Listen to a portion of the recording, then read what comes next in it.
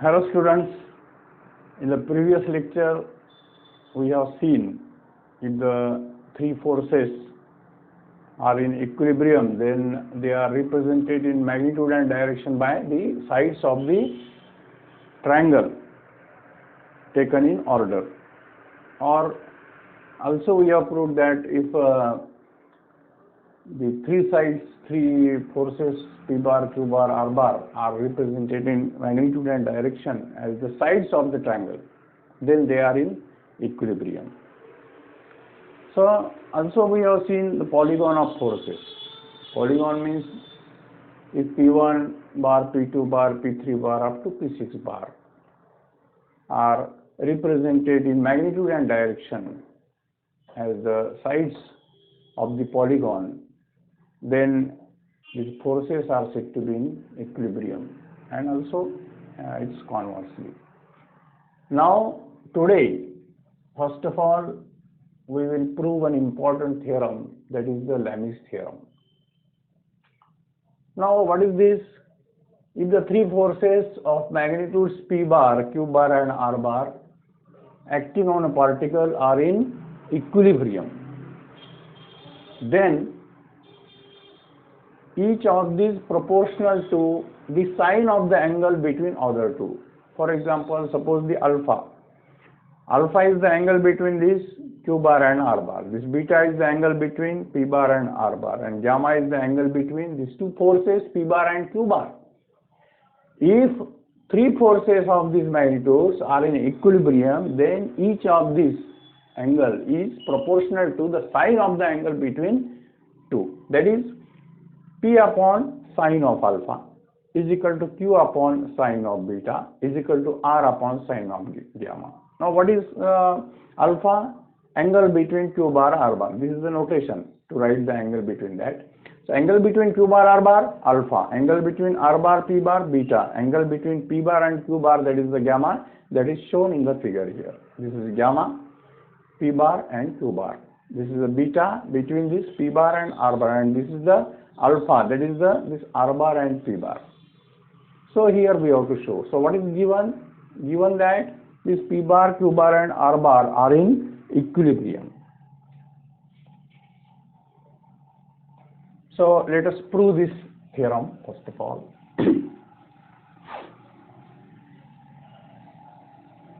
Proof for this.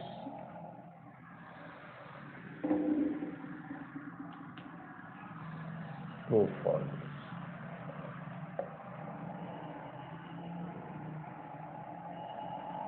So first of all we have to write, let P bar, Q bar, R bar be the three forces acting on a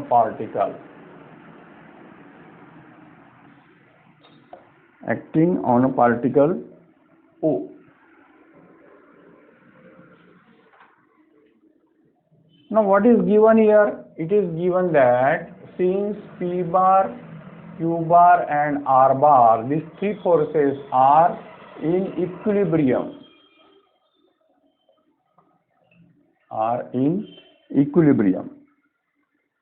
So equilibrium means its resultant is zero. So which implies that its resultant vanishes or zero. Its resultant is zero. It means we can write here, that is P bar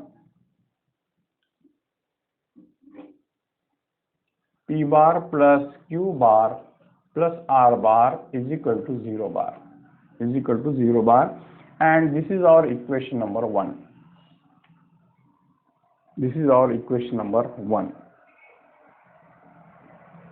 Now if we take the cross product of P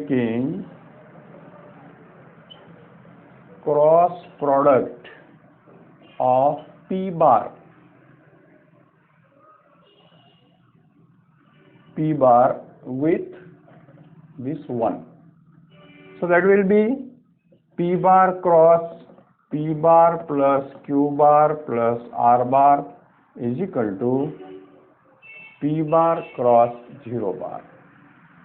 So what we are doing, we are taking the cross product of this P bar plus Q bar plus R bar with P bar.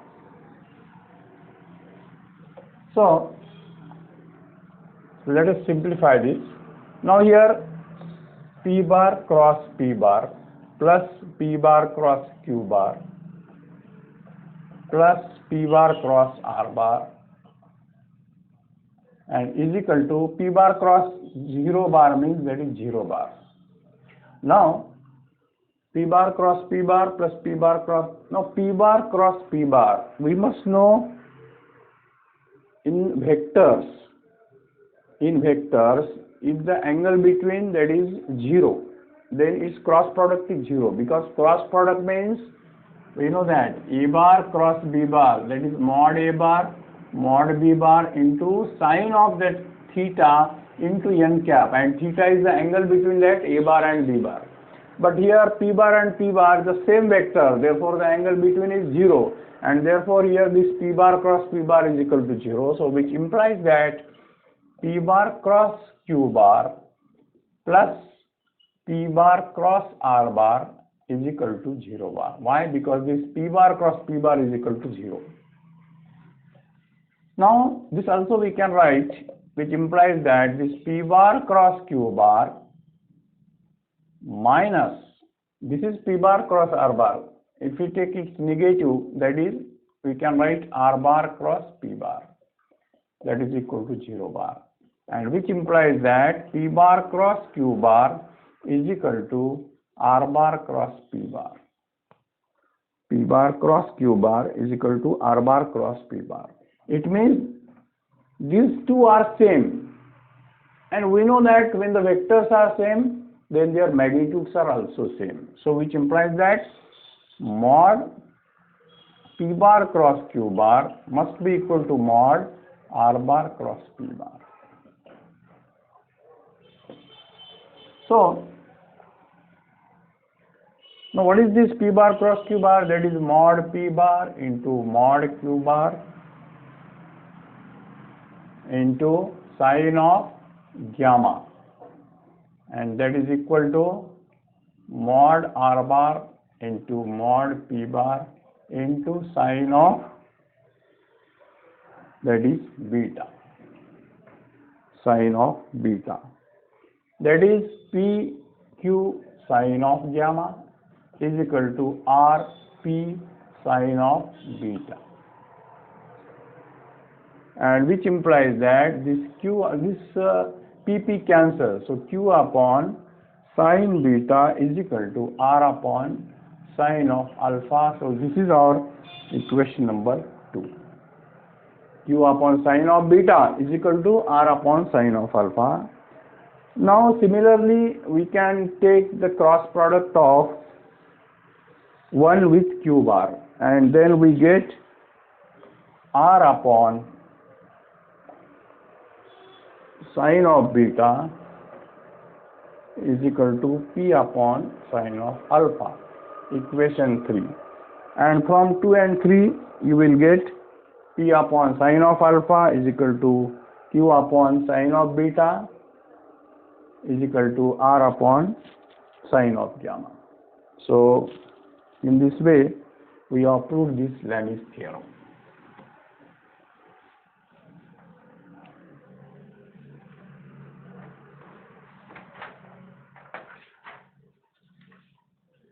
Now our next article is conditions of equilibrium of forces. Condition of equilibrium of forces acting on a particle. Acting on a particle. Condition of equilibrium of forces. So this is the necessary and sufficient condition. This is the necessary and condition. So its statement, let us write the necessary and sufficient condition. Necessary and sufficient condition for system of forces. system of forces acting on a particle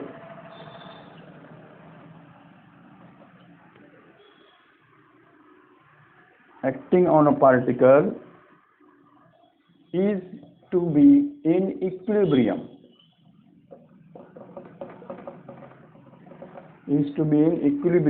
is that the algebraic sum SUM, the algebraic sum of the resolved parts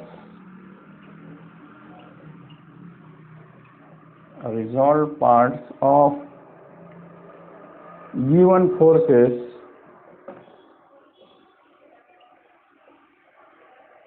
along any three non-coplanar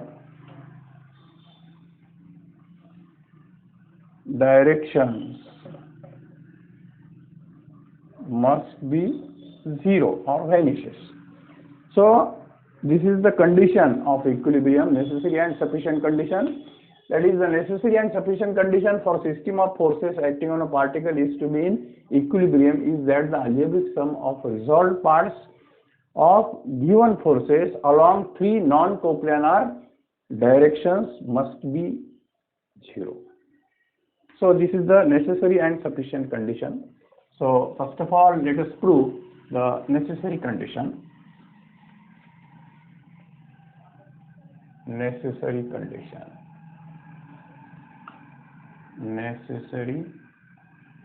condition.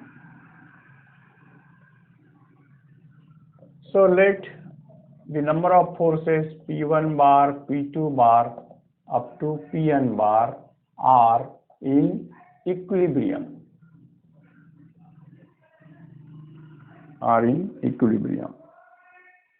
And suppose that let R bar be its resultant.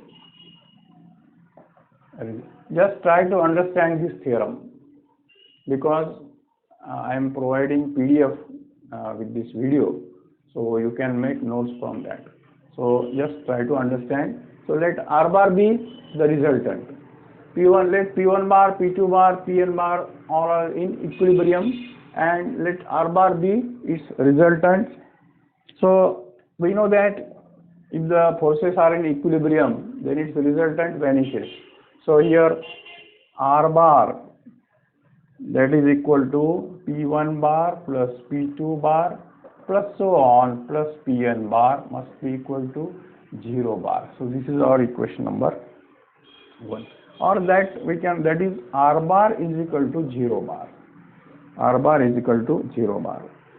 Now we have to consider three non-coplanar directions. So here we are considering three unit vectors. So let E1 cap, E2 cap and E3 cap be three non-coplanar unit vectors. Non-coplanar unit vectors. So here R bar dot E1 bar is equal to 0 bar, R bar dot E2 bar is equal to 0 bar, and R bar dot E3 bar is equal to 0 bar.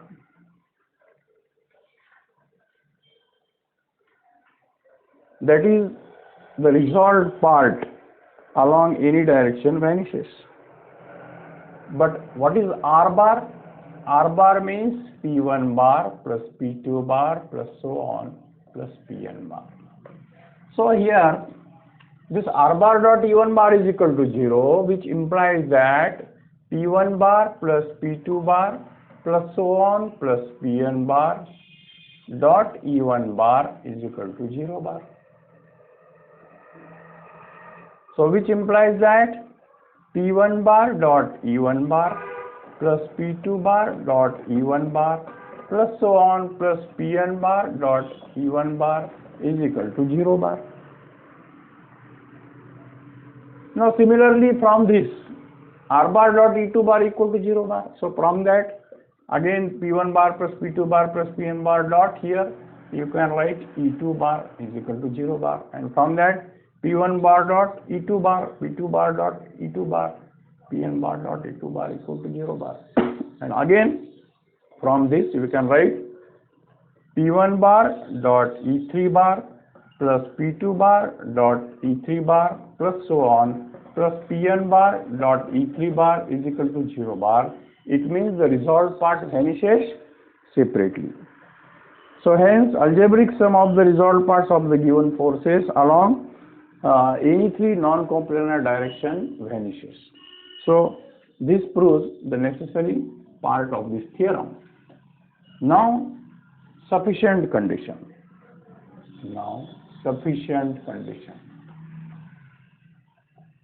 Sufficient condition means here we suppose that the algebraic sum of the resolved parts of the forces along three non-coplanar direction must vanish, and this is E1 bar, E2 bar, E3 bar, which implies that R bar dot E1 bar is equal to 0 bar. This we are supposing. R bar dot E2 bar is equal to 0 bar, and R bar dot E3 bar is equal to 0 bar. This we are supposing that point which we have proved in the necessary part. Now there are two possibilities. Suppose R bar dot E1 bar is equal to 0 bar.